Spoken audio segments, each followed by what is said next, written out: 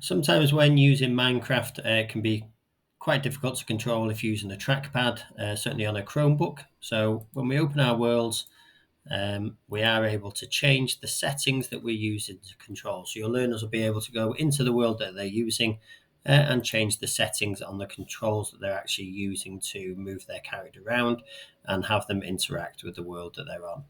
So once they're in the world that they're building in, what they will need to do is to open the settings.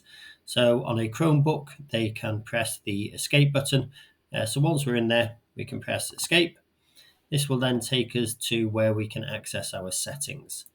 So what your learners will then need to be able to do is to go down their settings, and they're going to select the keyboard and mouse options.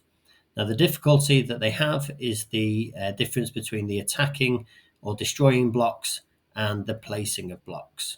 So here we can see that button 1 is to attack or destroy, and that is a tap with one finger on the trackpad.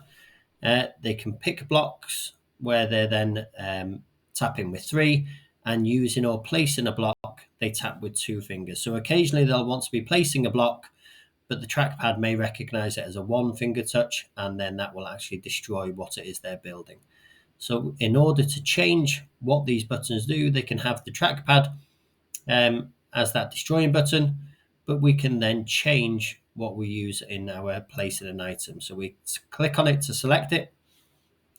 We change the letter that we want it to be. So in this case, I'm going to change it to P, and I'm going to explain to the pupils that I'm doing this because this then relates to the placing a block.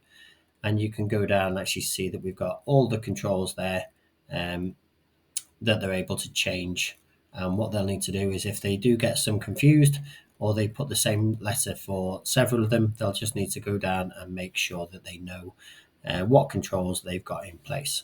So there, where I've got my P now, I can then go back into my world, and it means that I can then place a block using the P button rather than the one tap to mine.